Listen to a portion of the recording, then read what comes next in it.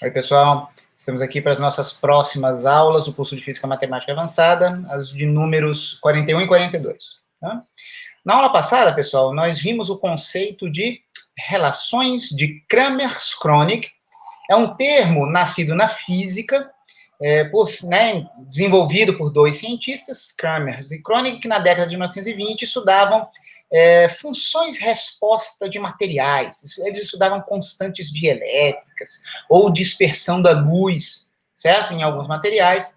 E eles perceberam que haviam certas relações especiais, tá? Então, é um caso curioso de uma terminologia nascida na física que chegou até a matemática, tá? Você vê livros de matemática quando abordam esse tópico, falando em relações de Kramers-Kronig. Embora, antes desses dois físicos, o próprio David Hilbert tenha concebido o conceito de uma transformada de Hilbert. É um tipo de transformada que estabelece as relações de Kramers-Kronig. Bom, nós vimos isso na aula passada. Nós vimos quais são as relações de Kramers-Kronig, só que o contato com a física ficou completamente descartado na aula passada. Isso foi por querer. Eu quis focar nos aspectos matemáticos na aula anterior e hoje também é matemática, mas tentando fazer conexão com a física hoje, tá bom? Então, nosso objetivo aqui hoje é discutir cenários físicos onde valem as relações de Kramers-Kronig, tá bom? Então, só para ficar mais claro, estamos aqui dando continuidade a uma sessão que envolve causalidade. Várias vezes eu menciono esse termo, só que nunca trabalhamos diretamente. Hoje a gente vai trabalhar diretamente com isso. Então, só para a gente ter uma refrescada aqui na nossa memória, vamos lá. Na aula anterior, eu falei para vocês que eu estava considerando uma certa função complexa, dos complexos nos complexos. Essa função seria meromórfica, ou seja, ela tem singularidades apenas isoladas, não pode ter cortes de ramificação, certo? Por exemplo, e nem singularidades essenciais, singularidades isoladas simples, polos. Só que esses polos não vão estar em qualquer lugar. A gente vai ter um semiplano, tipicamente o superior ou o inferior, para nós vai ser o superior, livre de singularidades. Essa nossa função ela será analítica na reta real e vamos estabelecer que ela também assim o seja no semiplano complexo superior. Tá? E além disso, à medida que Z assumisse um módulo muito grande, ou com a parte imaginária muito grande e positiva, a função se anularia. Tá bom? Então, Y aqui para mim é a parte imaginária de um ponto qualquer no plano complexo. Tá? As imagens se anulam, tá? Pelo menos no semiplano superior.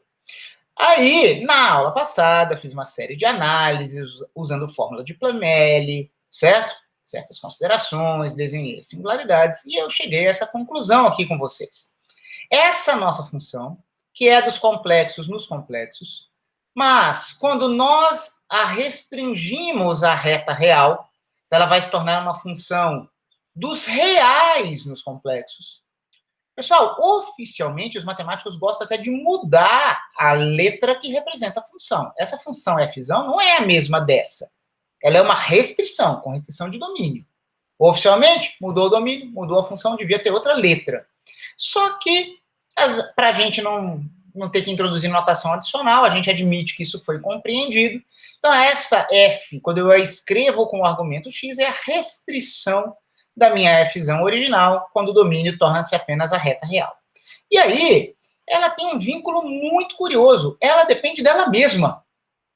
Pessoal, isso não é completamente surpreendente, porque as funções analíticas numa região, num domínio do plano complexo, também são chamadas de holomorfas. Holo é o todo, certo? É a mesma forma em todo lugar, tá? Funções meromórficas, claro que tem singularidades ali esparsas, mas onde não tem singularidade, você conhecer o valor da função num ponto faz com que você conheça ela em todos os outros pontos, onde a função é analítica. Há uma rigidez na estrutura das funções analíticas, lindíssima. Então, se a nossa função original era analítica na reta real, a gente a restringe à reta real, é natural que haja algum tipo de vínculo dos valores dela em certos pontos da reta real com os valores dela em outros pontos da reta real. Tá bom? Notem, pessoal, que a gente não tem uma singularidade de verdade aqui, porque a gente está tomando o valor principal. Então, nós obtivemos e demonstramos essa relação das imagens da F com as outras imagens dela mesma em outros pontos, com essa relação, Essa função é dos reais, só que ela assume valores complexos. Então, se igualarmos parte imaginária com parte imaginária e parte real com parte real nos dois lados dessa equação, nós temos o que nós chamamos de relações de Kramers-Kronig. Bom? Muito bem. Então, as relações de Kramers-Kronig envolvem as funções U e V, que são as partes real e imaginária dessa F restrita. Bom? Aí, a pergunta, o motivo da aula de hoje é como relacionar isso com a física. Tá bom, professor, você falou que se tiver uma função complexa, blá, blá, blá, rola isso aí. Daí, onde entra a física? Tá? Vamos lá. Na maioria das análises físicas mais tradicionais, principalmente em eletromagnetismo, pessoal, o caminho é percorrido, às vezes, no sentido inverso. Notem que o que eu mostrei aí para vocês é, eu estabeleci condições sobre a função nos complexos, F de Z. Aí eu disse que eu tinha uma relação para restrição dela à reta real F de X, e dali eu extraí, não tão explícitas ali em cima, né, mas eu extraí relações entre as suas partes real e imaginária, constituindo as relações de Kramers-Kronig. Tá? Muitas vezes, pessoal, às vezes a gente parte do contrário, às vezes a gente pode ter funções com essa cara, podemos montar uma f de x desse jeito e fazendo o que a gente chama de uma continuação analítica, para sairmos da reta real e irmos para o plano complexo, nós podemos definir uma função como a f de z. Pessoal, nós temos um C e somente C, uma condição necessária e suficiente aqui, bem legal. Tudo aquilo que a gente exigiu da F, que nos leva a U e V, que satisfazem as relações de Kramers-Kronig, pode rolar o contrário. Se a gente tiver U e V que satisfazem as relações de Kramers-Kronig, nós podemos montar essa F de X e podemos estendê-la analiticamente para o plano complexo. E as mesmas condições vão valer, tá? Então, eu marco isso aqui, não precisa ler exatamente ali, mas eu marquei aqui a sequência, que às vezes a gente desenvolve essa sequência de raciocínios no sentido oposto, tá bom? E isso pode ser extremamente interessante. Então, a gente vai, ao longo da aula de hoje, tentar explorar se vai ter casos em que a gente vai fazer essa construção aqui, só que a gente já deduziu, a gente não precisa deduzir mais, já foi deduzido na aula passada, mas vamos ver se nós podemos obter funções que se enquadrem nessa condição. E nós também vamos ter situações em que nós vamos partir disso aqui e podemos chegar aqui. Grosso modo. Veremos. Ó, pessoal, eu falei que a gente ia conversar sobre causalidade hoje, não é? Tá bom. Pessoal, imagina que nós temos uma função g de t, certo? Que é causal. O que é a definição de uma função causal? Uma função causal, uma função definida na reta real, só que ela é identicamente nula na semirreta real negativa. Tá bom? É como se fosse um estímulo ligado a partir de um certo instante para levar uma resposta de um sistema físico. Tá? A gente convenciona que esse instante em que nós acionamos esse forçamento, esse estímulo seria t igual a zero. Tá bom? Além disso, vocês vão encontrar textos dizendo que para a função ser causal, não basta só ser assim, ela não pode ser doida a função, né, pessoal? Ela tem que ser bem comportada. Em que sentido? Ela tende a zero para tempos muito grandes, não tem as singularidades muito malucas, tá bom? Pessoal, a gente não está usando a letra G de T aqui à toa, isso aí lembra a função de Green, é para lembrar a função de Green mesmo, que vocês devem se lembrar que para sistemas invariantes por translação temporal, por exemplo, eles fazem o papel de um núcleo propagador do forçamento num sistema mecânico para nos gerar a resposta, certo? A resposta, o estado do nosso sistema num instante qualquer, envolve um forçamento em instantes anteriores, sendo mediados pela função de Green, uma relação integral de convolução, para nos dar a resposta num certo instante de interesse. Bom? Então, não pode ser uma função completamente doida, mas essa é a ideia. O fato é, se nós tivermos essa função bem comportada, sem grandes singularidades, tendendo a zero no infinito, ela vai acabar sendo, pessoal, até quadrado integrável. O fato é, não tem dúvida que se a gente exige bom comportamento, vai existir a transformada de Fourier dessa G de T. Não sei se o quanto que vocês se lembram, mas eu disse que, em geral, dada uma função de Green, a sua transformada de Fourier a gente chamava de função de transferência. Aqui nós podemos explicitar quem é a função de transferência de uma função causal. Notem que a função causal, ela se anula para t menor do que zero. A nossa definição de transformada de Fourier, lembrem-se que é uma definição com convenções arbitrárias, isso tem consequências, ela se estenderia de menos infinito a mais infinito. Mas como a nossa função é causal, podemos integrar ela apenas de zero a mais infinito. Ah, tá bom, professor. A função é nula em parte do domínio. Besteira, né? Besteira nada, vocês não têm noção da quantidade de física interessante e conexão com matemática que surge disso aqui. Pessoal, eu já vou adiantar o que vai acontecer. Essa G de T causal, ela vai ter uma transformada de Fourier, certo? Estou dizendo que ela vai ser bem comportada. E é uma transformada de Fourier que aqui você começa em zero e não no mais infinito. Sabe o que isso quer dizer? Essa G tio de ômega, dependente de ômega, ela será essa f de x. A nossa G tio de ômega, nossa função de transferência, é uma função dos reais, porque ômega, em princípio, é real, nos complexos. Então, ela tem parte real e parte imaginária. A função transferência G tio de ômega é quem vai entrar no papel desse f de x. X aqui estava como uma variável qualquer. A gente vai ver que para funções causais no tempo, as suas transformadas de Fourier ou funções de transferência no domínio de frequências, a frequência vai fazer o papel desse x e nós vamos ter essa relação aqui. Causalidade no tempo, função causal no tempo, quer dizer que a sua transformada de Fourier é uma f restrita, como essa aqui. Só que a gente pode estendê-la. Esse f de x não foi uma restrição saindo do plano complexo qualquer e vindo só para a reta real? Então vamos lá, olha o que vai acontecer aqui. Essa nossa transformada de Fourier existe, porque a gente diz que ela é bem comportada. Notem que ela é uma função dos reais nos complexos, nossa frequência é real. Vai para os complexos, quer dizer que ela tem uma parte real e uma parte imaginária. Só que, como ela veio de uma função causal, essa G tio de ômega, ela não precisa ficar limitada a ômega real. Note que ela vive na reta real das frequências. Do mesmo jeito que a nossa fzão de x vivia numa reta real. Eu estou fazendo aqui o sentido oposto, pessoal. Eu posso imaginar que agora essa variável aqui se torna complexa desde que eu vá para o lado certo.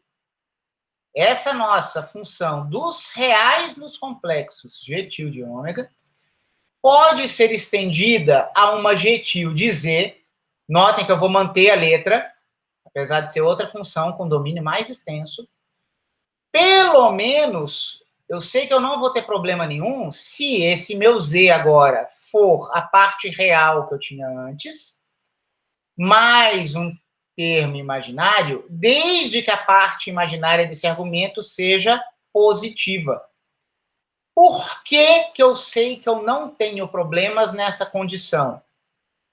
Olha lá, a nossa integral, ó. Esquece 1 sobre raiz de 2π aqui, porque eu não vou escrever o G tio de ômega, tá? Eu vou escrever só a integral, só quero dizer que ela existe.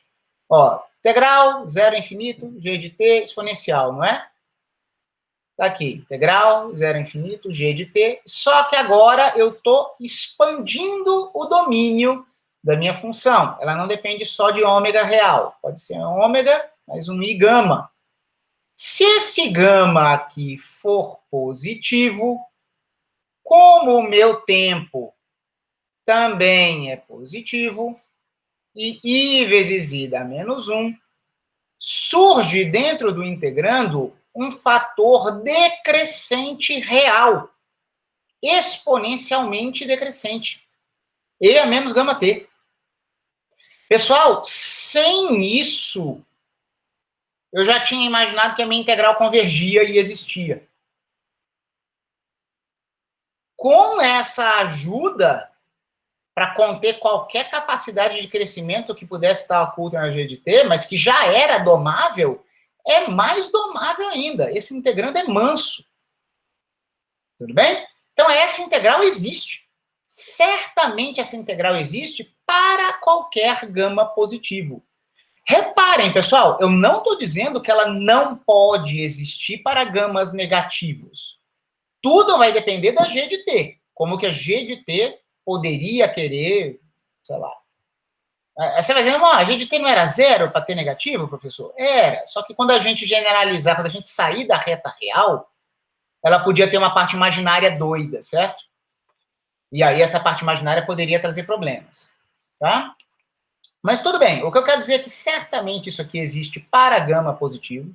Eu escolhi a letra gama, não foi à toa, a gente costuma usar isso para uma constante de amortecimento em física mesmo, tá? Então, tá um E a menos gama T.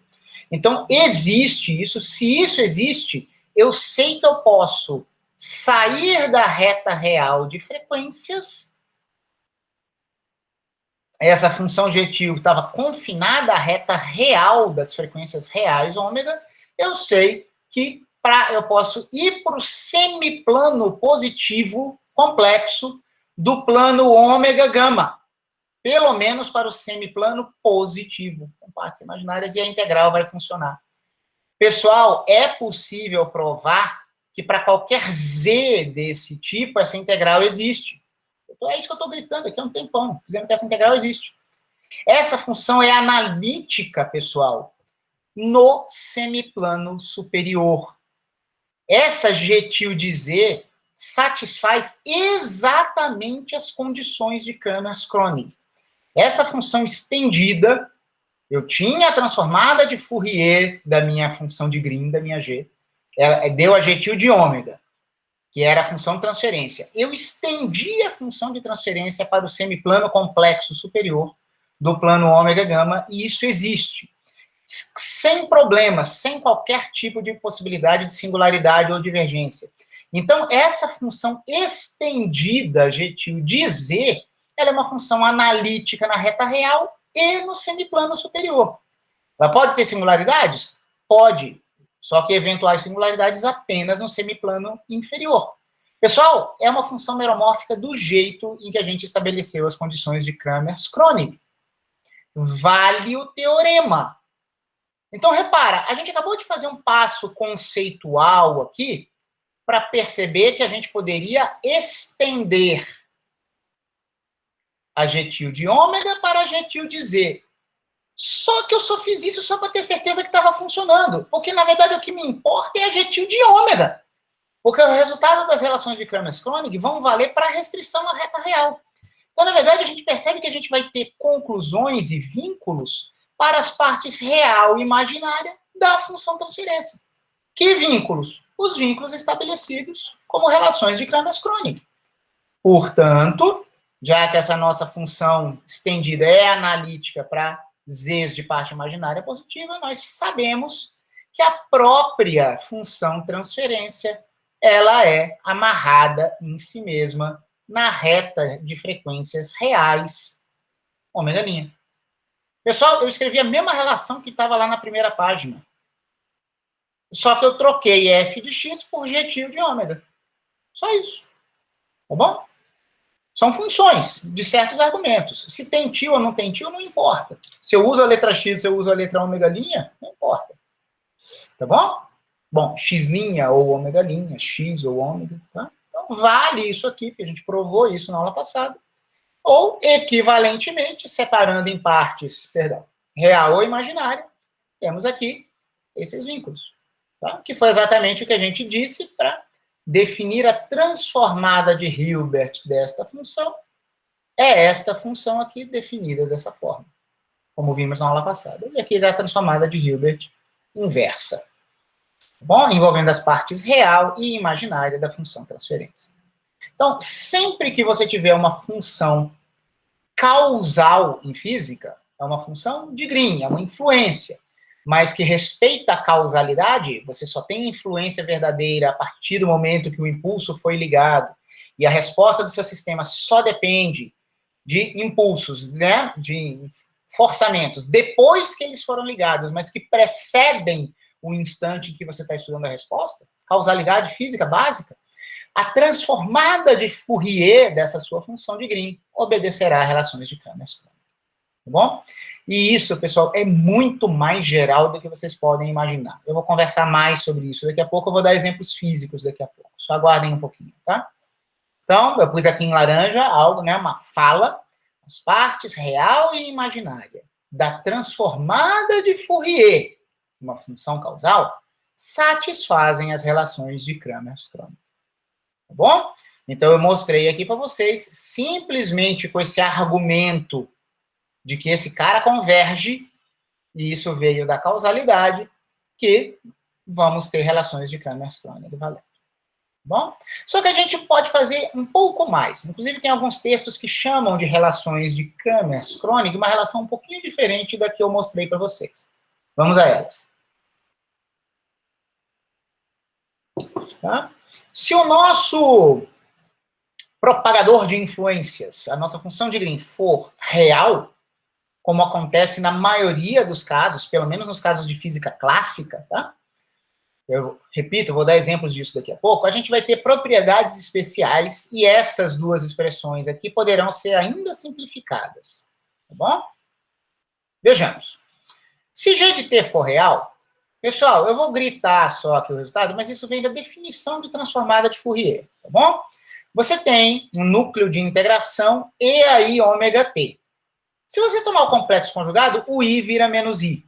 Só que isso é equivalente a você trocar o ômega por menos ômega. Então, o que isso quer dizer? Se você usasse o parâmetro menos ômega na sua transformada de Fourier, quando a sua função for real, isso é a mesma coisa que tomar o complexo conjugado da transformada de Fourier. Eu já usei esse tipo de propriedade antes. Talvez eu pudesse ter escrito aqui integrais da definição da transformada de Fourier para vocês olharem concretamente, mas para quem tiver dúvida, rabisca aí do lado, porque é muito simples, tá bom?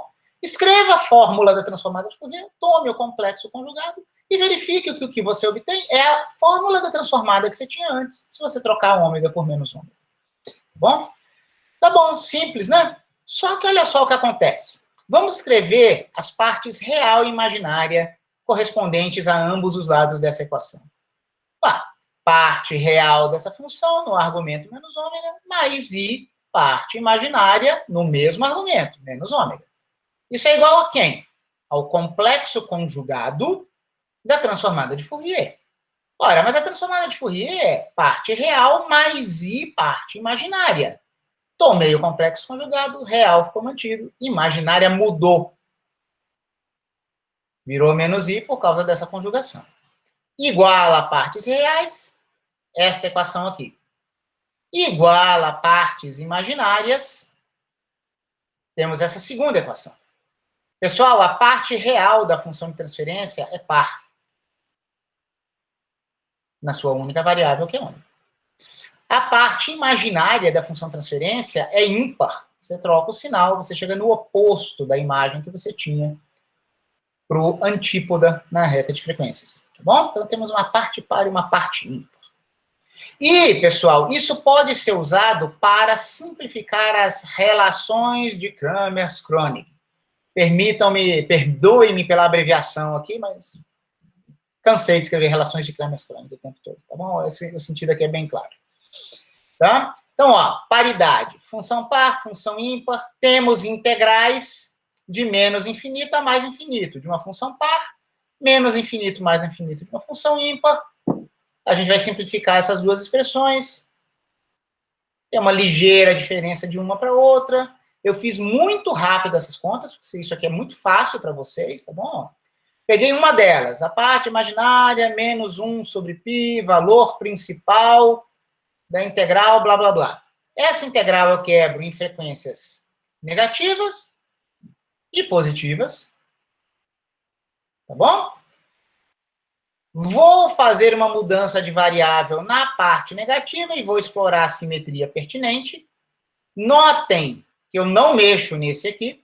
Então, esse termo aqui, ó, notem que isso, vezes esse GR tio aqui, corresponde a essa parte. A gente só tem que mexer na parte de frequências negativas. O que acontece aqui?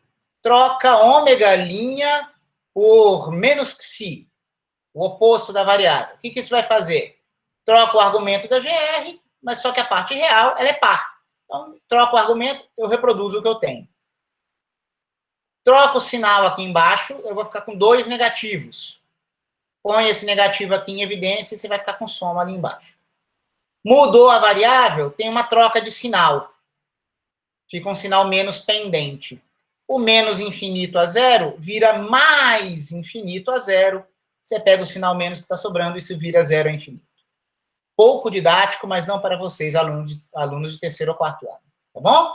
Na parte de frequências negativas, troque a variável por menos ela mesma, brinque com as coisas. Você vai cair numa nova integral de zero a infinito, vai poder combinar os termos, e você vai ter essa cara aqui. Notem o que acontece aqui, tá bom? Ômega' mais ômega, menos ômega' menos ômega. No numerador aparece 2 ômega, só que ômega não depende de ômega'. Esse 2 ômega vem parar aqui fora. Sairia de lá, viria para cá. Está aqui o 2 e está aqui um ômega. Não percam esse ômega antes do VP aqui. Não tinha antes. E aqui embaixo surge uma expressão quadrática. Bom, você faz a mesma coisa na outra relação de Kramers-Kronig. Você vai usar que a sua função é ímpar e não par. Vai ter um sinal trocado aqui. Ao invés de aparecer no numerador 2 ômega, que levou a esse cara aqui, o que aparece é 2 ômega'. E aí, dessa vez, o ômega' não pode sair, porque ele depende da variável de integração. Então, só essa pequena sutileza, que agora são integrais de zero a infinito. Uma delas tem um ômega fora, a outra tem um ômega' que não pode sair. Tudo bem?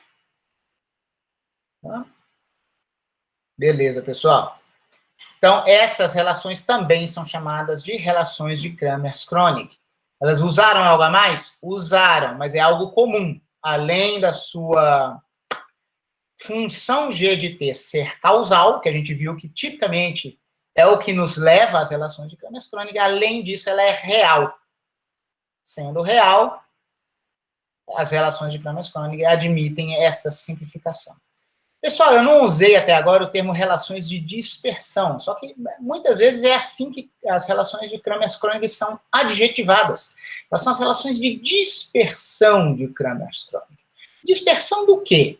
Isso não parece matemática, parece física. É verdade, isso é física. Bom? Então vamos lá. Pessoal, essa nossa G de T causal, claro, ela faz o papel de uma função de Green, de um núcleo de integração. Só que fisicamente ela é bem mais geral do que isso. Sabe o que ela poderia ser? Ela poderia ser uma condutividade elétrica dependente do tempo. Em física 3, ou eletromagnetismo, a nossa densidade de corrente não é o produto de uma condutividade pelo campo elétrico? E se essa condutividade depender do tempo, por dinâmica?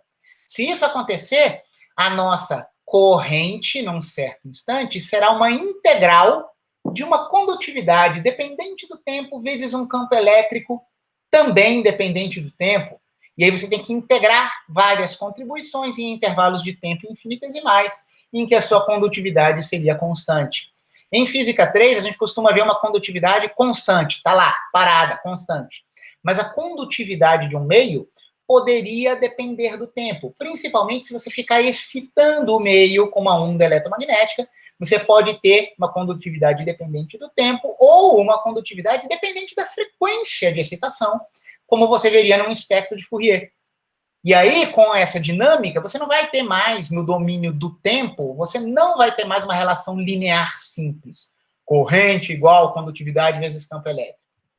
Só que vale uma estrutura de convolução. Então, no domínio de frequência com objetos complexos, uma densidade de corrente dependente da frequência, ela será o produto de uma condutividade elétrica dependente da frequência vezes um campo elétrico dependente da frequência.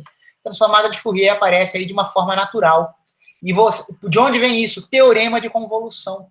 É o teorema de convolução que faz com uma relação que deixa de ser linear ou apenas multiplicativa no domínio do tempo, seja multiplicativa no domínio de frequências. E lá é mais fácil.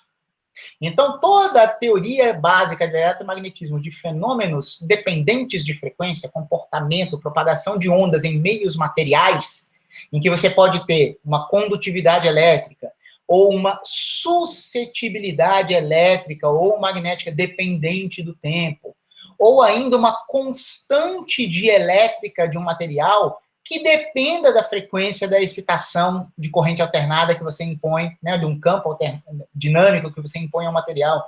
Todos esses casos são casos de funções causais em que você tem relações constitutivas, como a gente chama na física, certo? Você tem uma relação constitutiva entre a densidade de corrente e o campo elétrico, mediada pela condutividade. Você tem polarizabilidade elétrica, certo? Em que você tem uma suscetibilidade elétrica vezes um campo elétrico, dando a sua polarizabilidade, certo? Você tem relações entre índice de refração e constante dielétrica. Você tem o vetor deslocamento elétrico D, envolvendo o campo elétrico E vezes uma constante elétrica do meio em que você está trabalhando, ok? Então, me parece muito física de estado sólido, mas, né, materiais, propagação de onda em materiais, mas isso é lindíssimo, e temos estruturas invariantes no tempo ou no espaço, no material homogêneo, temos estruturas de convolução, e no espaço de Fourier, pelo teorema de convolução, nós temos produtos de grandezas complexas, certo? É aquela nossa famosa resposta no mundo de frequências, é o produto da função transferência pela excitação, tá? Então, essa nossa G de T, ela faz o papel do mediador do sistema, de como o sistema sente essa excitação em todos esses casos. E isso não é só algo de estado sólido. Para você estudar metamateriais hoje em dia, em que você tem índices de refração espacialmente dependentes e, em princípio, obtidos por design de materiais, aquela história de capa de invisibilidade em certas frequências que alguns cientistas têm tentado desenvolver, você precisa entender esse tipo de construção. Tá bom? Então, aqui eu comento, as relações de Kramers-Kronig sempre vão se estabelecer entre as componentes real e imaginária das transformadas de Fourier, dessas grandezas físicas, como condutividade, suscetibilidade, constante dielétrica, tá bom? O que mais? A parte imaginária dessas nossas grandezas dependentes de frequência, ela normalmente vai estar associada a processos dissipativos ou dispersivos, onde a gente tem perda de energia ou coerência. Coerência de quem? Por exemplo, um pacote de ondas, em que as velocidades de propagação dependem, né, no meio, dependem da frequência que você está, depende da cor. Dispersão da luz num prisma. Tá? Enquanto a parte real corresponde, normalmente, à absorção de energia nesses sistemas. Agora que a gente trouxe física para a história, a gente vai ter energia e dissipação. Tá? Pessoal, a gente já tinha visto esboços de curvas de energia e de dissipação numa aula anterior. Nas aulas 37 e 38, nessas páginas aqui, que eu indico aqui para quem quiser ver, não sei se vocês lembram, mas eu tinha feito uma integral complexa, bem particular, quando eu estava tentando motivar Plemele, e aparecia a função de Heaviside para a gente. A gente tinha essa função aqui, que foi inventada com a mão, integral de IKX, x menos I epsilon, 1 sobre 2π. Isso dava uma função que, no limite de epsilon tendendo a zero pela direita, gerava a função de Heaviside. Isso aqui é H de Heaviside para mim. E, além disso, esse lado esquerdo, pelo termo exponencial complexo oscilatório, ele tem um cheirão de transformada de Fourier impressionante, certo? Embora a constante não bata com nada que a gente tenha visto até agora. E, realmente, essa não é uma boa normalização. Mas a essência de uma transformada de Fourier está aqui. Quando eu falei disso, eu também fiz o seguinte esboço. Eu peguei parte aqui do meu integrando, a parte que não depende do núcleo de Fourier, e abri em partes real e imaginária. Eu não sei se vocês lembram, mas está isso lá naquelas notas de aula, como eu indiquei aqui, ó, que a gente podia até esboçar o formato dessas curvas de parte real, de parte imaginária deste termo. Tá? Esse camarada aqui, sendo uma função ímpar de x, ele tinha essa cara aqui, típica do que a gente chama de uma curva de dispersão em física. E esse camarada aqui, ele tinha algo a ver com uma delta Dirac, que ele tem uma estrutura de uma lorentziana, e quando você toma o limite de epsilon tendendo a zero, a menos de um fator π, ele te dá a delta, e ele tem uma cara como essa aqui, como se fosse um pico de absorção, que tenderia para uma delta Dirac quando o epsilon tendesse a zero. Mas é uma forma de absorção Essa aqui é uma forma de dispersão. Notem, pessoal, parece aqui que a parte imaginária tem a ver com a absorção, né? Mas não, ó. Eu só olhei 1 sobre x menos IE. Tem um outro I aqui, tá? Eu vou adaptar esse resultado aqui, sem rigor, para dizer que isso, essencialmente, é uma transformada de Fourier. Só que notem que, por causa desse I aqui, quem parece ser essa parte imaginária aqui, na verdade, vai ser uma parte real, tá bom? E vice-versa. Então, a parte real vai estar associada a uma absorção, a parte imaginária vai estar associada a uma dispersão, como eu falei antes. E o que eu vou fazer? Isso aqui não é uma transformada de Fourier. Eu gosto de ver na minha convenção 1 sobre raiz de 2π. E eu não gosto de ver esse 2π aqui. Eu gosto de ver 1 sobre raiz de 2π. Então, o que eu vou fazer? Multiplicar e dividir pelo que for necessário. Imaginar que eu tomei o limite de epsilon tendendo a zero dos dois lados dessa equação. Isso aqui vai virar uma Heaviside. Esses caras aqui vão virar a Fourier de um valor principal. E esse aqui vai virar a Fourier de uma delta. Quem quiser ver rigor, vai ver no livro do Nivaldo Lemos, Convite à Física Matemática, tá? Que eu já referenciei várias vezes aqui nesse curso. O que eu quero dizer é, na nossa convenção, a transformada de Fourier. Ó, eu vou imaginar que o limite em epsilon tendendo a zero já foi feito, tá? Isso aqui vai ser como se fosse a transformada de Fourier disso. Então, a transformada de Fourier do valor principal de 1 sobre x, mais Iπ delta. O I estava aqui, o π delta viriam desse limite. É igual à função Heaviside. Só que aqui eu passei aquele 2πi que eu não queria multiplicando, dividi por raiz de 2π dos dois lados, para que efetivamente isso aqui fosse o meu operador de Fourier. Pessoal, mas a menos de constantes, nós estamos relacionando como um par de Fourier a Heaviside com uma mistura maluca, complexa de valor principal com delta de Dirac. Pessoal, a valor principal é uma distribuição que assusta muita gente no começo. O pessoal pensa, eu preciso disso? Pessoal, as transformadas de Hilbert, relações de Kramers-Kronig dependem dela, e ela está relacionada com a delta de Dirac como um par de transformada de Hilbert, a menos de constantes. E a superposição delas está relacionada com a Heaviside. Sim, a derivada da distribuição Heaviside é a derivada delta. Mas aqui eu não estou falando de derivada, estou falando de uma relação de transformação de Fourier. E a gente pode aplicar Fourier, pessoal, ou Fourier inversa, dos dois lados dessa equação e podemos invertê-la.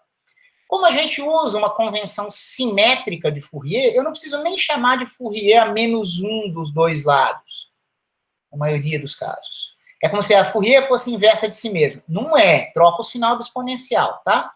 Mas vocês vão me permitir a liberdade poética de eu escrever aqui... Na verdade, talvez isso aqui explique um problema que eu tive aqui. Tá. Vocês vão ver o que vai acontecer no final da aula. Eu acho que eu achei um erro meu. Mas vamos ver. Aqui, talvez eu devesse ter escrito Fourier a menos 1 da minha Heaviside, acompanhada dessas constantes, inverteria essa relação, e aqui eu tenho VP 1 sobre ômega mais Iπ delta de ômega. Pessoal, a escolha das letras são as minhas escolhas tradicionais, tá? Se eu tenho uma função de x e faço a transformada de Fourier, eu gosto de expressar essa transformada em termos do número de onda k. Por isso que eu escrevi k aqui. Aqui, como eu disse que a Fourier original dependeria de t, a Fourier dela vai para ômega. Na verdade, foi isso que me induziu a escrever f, não f menos 1 aqui. Vejamos. Talvez eu tenha perdido um sinal menos nesse termo ímpar aqui. Isso aqui pode explicar muita coisa. Mas vamos lá. Qualitativamente, isso aqui está certo. Bom, vamos seguir. Pessoal, esse resultado é interessantíssimo, porque ele está recuperando algo que a gente já viu. O que a gente viu até agora de essencial nessa aula? Quando a gente tem uma função causal, a transformada de Fourier dela vai ser uma meromórfica legal, definida em um semiplano que me interessa para eu ter relações de Cramer-Kronig. Vocês percebem que a essência desse resultado já está aqui, sendo agora bem mais formal? Fourier de uma função causal, porque uma Heaviside é causal. Ela se anula para ter negativo e não se anula no contrário. Isso vai me dar uma função complexa em geral. Notem que o fato de eu ter parte real e imaginária não nula simultaneamente não depende desse I aqui, tá? Esse cara seria um fator multiplicativo só. A gente vai ter parte real e parte imaginária convivendo, certo? E um deles tem cara de absorção, o outro deles tem cara de dispersão, tá? Então, eu destaco isso aqui. Vemos que a transformada de Fourier de uma função causal tem uma parte real de absorção e uma imaginária dissipativa. Aí eu coloco aqui, vamos reproduzir, aí eu pus uma dúvida aqui, nosso resultado sobre a G de ômega do início da aula. O que eu fiz? Qualquer função causal, ela é o produto dela pela Heaviside. Você podia dizer, não, mas eu já sabia que ela se anulava para ter negativo. Tá bom, mas imagina que você tivesse uma função que poderia estar definida em toda a reta real. Se você quer destacar que realmente ela só é ligada em t igual a zero, você a multiplica pela Heaviside. Tá bom? Então, repara, se ela já se anulasse para t igual a zero, não tem problema nenhum nessa equação aqui, certo?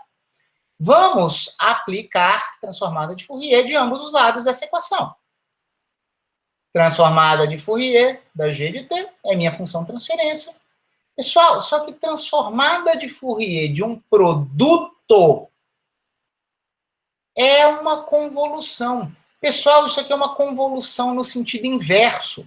A gente costuma fazer o contrário. A gente costuma ver um produto no domínio de Fourier e a gente diz que a função que teria aquele produto como a sua transformada é uma convolução no domínio do tempo.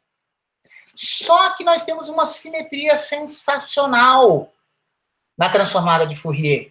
O que vale para um lado qualitativamente vale para o outro. O máximo de diferença que você tem são algumas constantes de vez em quando, dependendo da sua convenção, mas não qualitativamente. Numa convenção simétrica, demonstra-se o contrário. Eu já tinha mencionado isso para vocês também. Pode ser que eu tenha o produto no domínio original, no real, do tempo, digamos assim. E aí, a Fourier dela vai me dar uma convolução no mundo de frequência. Então, notem que isso aqui é o inverso do que a gente costuma escrever, mas pela simetria da Fourier não tem dúvida. O que eu vou fazer aqui? Eu vou fazer essa convolução.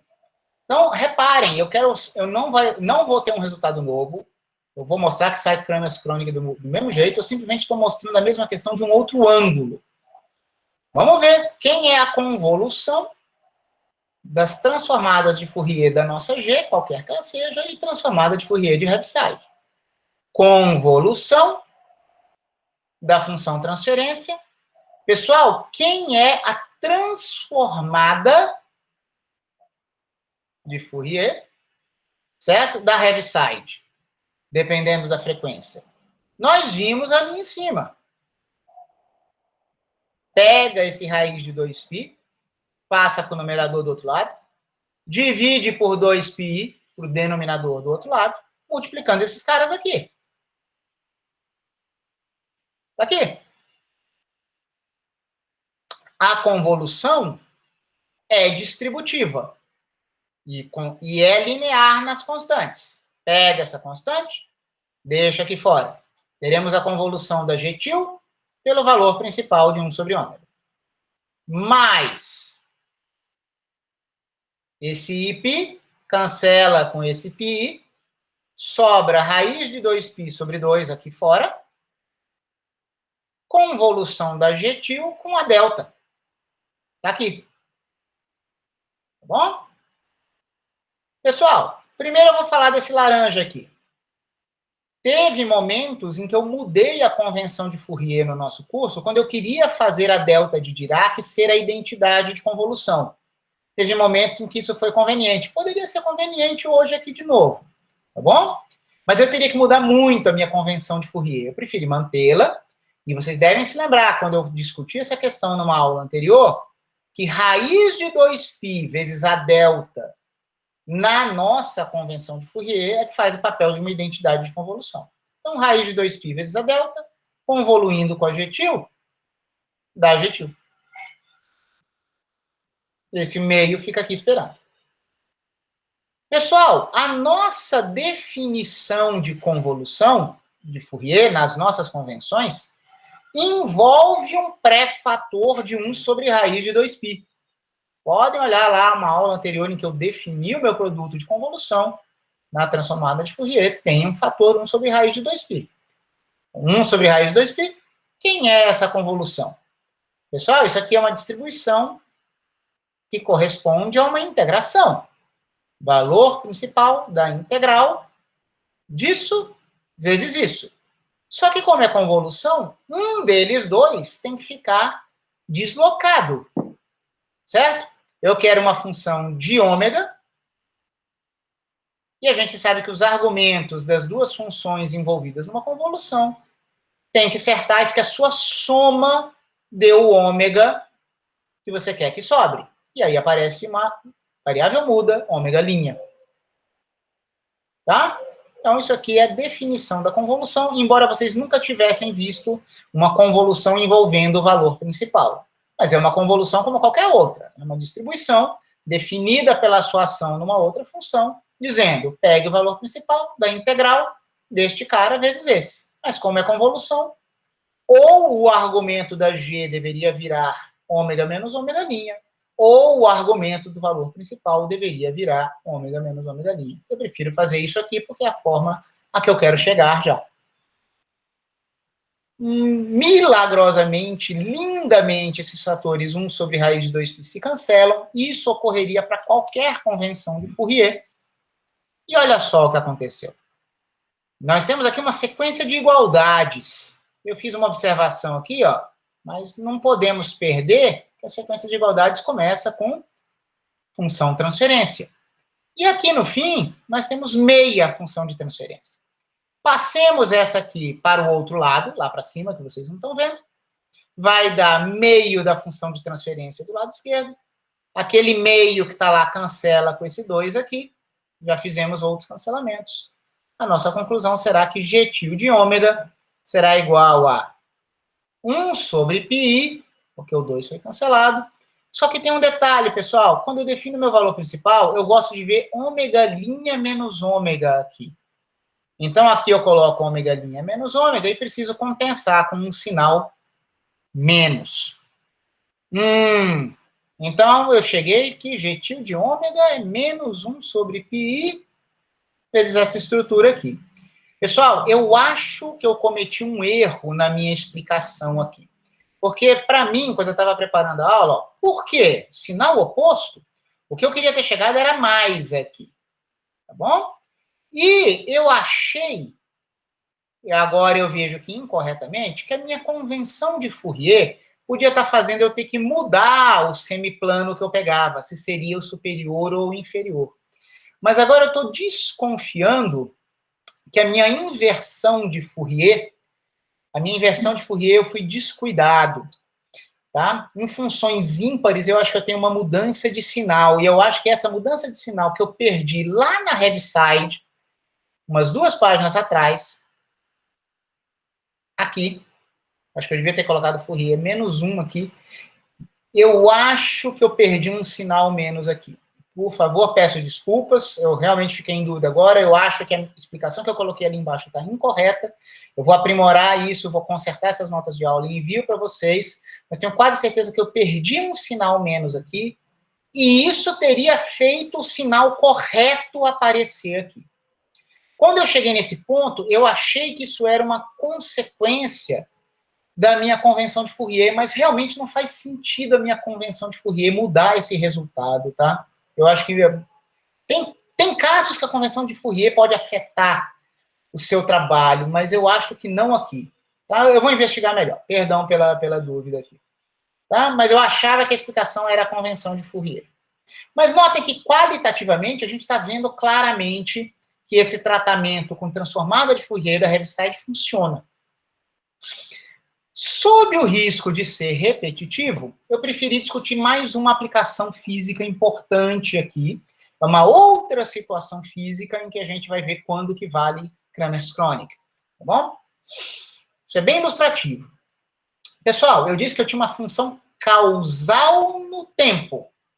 E aí eu teria relações de Kramers crônica entre as partes real e imaginária da sua transformada de Fourier. A transformada de Fourier da causal. Lá no domínio de Fourier, de frequências. Beleza? Pessoal, vale algo parecido quando você tem causalidade nas frequências. E você vai ter um parzinho de transformadas de Hilbert no domínio do tempo. O que interessa é que em algum dos domínios você tenha uma Heaviside. Isso vai fazer com que no outro domínio você tenha relações de Kramers crônica. Então as contas serão parecidas, mas essa inversão aqui eu acho bem instrutiva. Tá? Então, sob o risco de ser repetitivo, vou apresentar um exemplo final para a gente fechar a aula, que é o famoso sinal analítico. É muito usado em teoria de comunicações e engenharia elétrica. Certo? O sinal analítico, pessoal, ele é um sinal real no domínio do tempo, mas que ele vai ter uma representação causal no domínio de Fourier, nas frequências. Ela não será esse meu sinal analítico não é causal no tempo. Vai ser a transformada de Fourier dele que vai ser causal. Vejamos. Seja FR de T um sinal real de nosso interesse. Esse é o meu sinal. É com ele que eu quero trabalhar. Ele é tudo que nos importa. Porém, pode ser conveniente analítica ou computacionalmente explorar simetrias que esse sinal pode ter para você carregar menos informação. Então, pode ser conveniente estendê-lo a um sinal analítico complexo. A gente só quer a parte real, só que a gente pode inventar uma parte imaginária e construir o chamado sinal analítico, um bicho que carrega uma forma aparentemente desnecessariamente complicada, mas não é desnecessário. Essa forma complexa pode ser simples. Quando pode ser mais simples ou mais conveniente em algum contexto. O que acontece é, se eu conseguir trabalhar com esse camarada, é fácil obter o sinal que verdadeiramente me interessa apenas tomando a parte real. Tá? Então, eu destaco aqui, nós vamos ver que a gente não inventa essa parte imaginária de qualquer jeito. Nós vamos escolher essa parte imaginária de um jeito redundante. Nós não colocaremos informação nova, mas também não perderemos nada. Vamos repetir informação de alguma forma, mas que vai ser conveniente. Vejamos. Vamos lá. O nosso sinal de interesse é FR de T. Se ele for real, vamos repetir um resultado que a gente fez ali algumas páginas atrás, que é o seguinte, se esse sinal é real, eu sei que as componentes da transformada de Fourier dele negativas são o conjugado complexo de componentes das frequências positivas. Pessoal, um sinal real tem redundância. Lá atrás nós falamos primeiro causalidade, e além da causalidade, real, para a gente chegar naquelas Kramers crônicas só de 0 a infinito, certo? A gente juntou duas coisas. Só com a causalidade a gente já tinha algo. A gente chegou em algo mais conveniente, pondo também o real. O que eu estou dizendo aqui para vocês é que só ser real já é relevante. Se o seu sinal é real, toda a sua informação de frequências negativas, na verdade, já está contida na sua transformada de Fourier na parte positiva. Basta tomar o complexo conjugado, mas a informação está aqui. Então, eu ponho isso aqui dessa forma. Toda a informação está já na região positiva do espectro, de frequências positivas. Então, o que eu vou fazer? Eu vou definir a transformada de Fourier do sinal analítico que eu quero achar. Eu quero achar esse cara. Eu já sei isso. Mas eu ainda não sei quem é a parte imaginária que eu devo inventar. Só que eu vou propor uma forma para a transformada de Fourier desse cara que capture já a informação desse e que, quando eu fizer a inversão de Fourier, vai me dar esse aqui. Então, vamos lá. Eu defino a transformada de Fourier do sinal analítico que eu quero gerar como sendo duas vezes, esse 2 é bem conveniente, tá? Heaviside vezes a transformada de Fourier do meu sinal original. Se toda a informação já está nas frequências positivas, tudo que é negativo está subentendido, então eu vou dizer, então digamos assim, por design, eu não quero olhar as frequências negativas. Eu multiplico por H de ômega. Pessoal, esse 2 aqui, ele é justificado a posteriori para fazer as coisas funcionarem bem, tá bom? Sabe o cosseno? O cosseno de θ, ele não é E a I θ, mas E a menos I θ sobre 2? Aquele sobre 2 lá tem a ver com esse 2 multiplicativo aqui, tá? Grosso modo. Quando você tem um número complexo, você não obtém a parte real dele pegando ele mais o seu complexo conjugado e divide por 2? Certo? Ou, bom, é isso. Esse 2 aparece desse tipo de construção. Só que a gente fez isso aqui, então. Transformada de Fourier do sinal analítico que nós queremos achar, tem um conveniente fator 2 e uma heaviside que diz que realmente a gente só está interessada na parte positiva. Pessoal, a transformada de Fourier de FR, ele tem componentes negativas. É que eu estou escolhendo não olhar para elas, porque eu sei que eu não estou perdendo informação. Toda informação que teria nessa parte negativa já está na positiva. Então, na verdade, eu estou eliminando redundâncias. Eu não estou perdendo nada. Toda a informação sobre FR de tio, mesmo na sua parte negativa, está incorporada aqui. Eu quero achar agora quem é meu sinal analítico. Faço a inversão de Fourier dessa expressão. Inversão de Fourier de um produto no domínio de Fourier, convolução. 2 é uma constante multiplicativa. Eu acho a inversa de Fourier de uma heaviside, convolução com a inversa de Fourier de FR til. Inversa de Fourier de FR til de ômega é FR de T. Então, está aqui a convolução.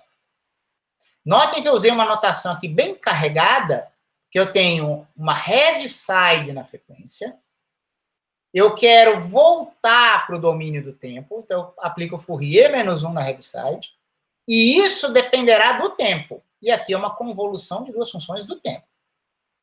Vamos escrever essa convolução. 2, está aqui esperando. Ora, a inversão de Fourier de uma heaviside, eu tratei como sendo a Fourier da heaviside. Aqui, novamente, eu acho que eu perdi um sinal menos. É a mesma expressão que eu usei antes, aquelas constantes desajeitadas envolvendo um valor principal e um termo IP delta Dirac, convoluindo com o meu sinal original. Vamos distribuir essa convolução, tá bom? Primeiro termo, 2 cancela com esse 2, raiz de 2π sobre π, convolução deste valor principal com o meu sinal original. Distributiva. 2 cancela, πi cancela com πi, raiz de 2π vezes a delta, convolução com o sinal original. Foi ótimo vermos raiz de 2π vezes a delta, porque na nossa convenção de Fourier, isso é a identidade da convolução. Convolução com um sinal dá o próprio sinal. Vejamos esta convolução aqui. Mantemos a constante. A nossa convolução de Fourier carrega por construção 1 sobre raiz de 2π. Convolução, FR de T', nós deslocamos o argumento aqui para T menos T', de modo que a soma dos argumentos é T, como deve ser em qualquer convolução. Raiz de 2π, miraculosamente, por consistência, se cancela, realmente deveria se cancelar. E nós chegamos à conclusão de que o nosso sinal analítico, que é um objeto novo, que a gente queria inventar para estender o nosso sinal original, realmente cumpriu o seu papel. Porque ele se manifestou como tendo o nosso sinal original como a sua parte real e como parte imaginária um termo realmente, ó, tudo que é multiplicado pelo i aqui, pessoal, isso aqui é real, tá? Não tem nada imaginário escondido aqui, porque o meu f de r é real. Então, a gente inventou uma parte imaginária. Notem que nós tínhamos i no denominador. Quando vai para o numerador, deveria virar menos i. Só que notem que eu troquei esse sinal aqui também, tá, pessoal? Como eu tinha feito no caso anterior. Notem a inversão. Então, não perdi nada aqui, não. Do jeito que eu fiz a conta, seria isso mesmo. Tá? Veja que basta a gente desprezar a parte imaginária para que, a partir do nosso sinal analítico, nós cheguemos no nosso sinal original. E aí eu comentei aqui que, mais uma vez, chegamos num sinal oposto. Eu queria ver o sinal oposto aqui da minha... A minha Hilbert, pessoal, quando vai num sentido tem um sinal e na volta tem o sinal oposto, certo? É isso que eu estou chamando de sinal oposto aqui. E eu finalizei a aula dizendo que seria, mais uma vez, resquício da convenção de Fourier. Só me deu o clique agora, como eu já disse antes, que eu acho que eu perdi um sinal na minha inversão de Fourier da Heaviside. Então, eu acho que os meus dois resultados estão certos, não estão com sinal trocado, não. Vou investigar melhor e esclarecer na próxima aula, tá bom? E corrigir essas notas de aula. Notem, pessoal, você vai dizer, professor, mas não entendi, quando que isso aqui é útil? Pessoal, isso aqui pode ser útil, porque quando você tem uma função real, a função real está ali desajeitada, né? Quando ela vira um sinal analítico complexo, a gente pode colocar esse cara na forma polar, com uma certa amplitude, uma certa fase. Então, tem vários mecanismos em comunicações de amplitude modulada, de transmissão de rádio, por exemplo, em que é conveniente imaginar que você tem um objeto complexo mais amplo, estendido em relação ao seu sinal original, porque certos cálculos analíticos e computacionais podem ficar mais fáceis. Tem esquemas de comunicação que ficam mais fáceis aqui. Só que isso também é analítico. Físicos, a gente não resolve osciladores harmônicos, principalmente aqueles com forçamento e dissipação, quando a gente inventa uma equação complexa associada à equação do nosso oscilador harmônico, e depois a gente toma só a parte real como resultado final. Muito prazer. Vocês estavam criando já lá na Física 2 um sinal analítico, cuja solução analítica é mais fácil, porque naquele caso a gente podia usar a álgebra das exponenciais complexas para tombar termos com derivações de uma forma mais simples, e no final das contas a gente desprezava a parte imaginária e ficava só com a parte real. Então vocês já estavam usando o sinal analítico, ninguém tem o direito de dizer que acha que isso não presta para nada, porque vocês já viram que até mesmo em manipulações analíticas isso presta sim. O detalhe é que isso pode ser conveniente também em contextos aplicados numéricos e de engenharia. Tá bom? Era isso que eu tinha para dizer para vocês hoje. Aguardem o fim da gravação.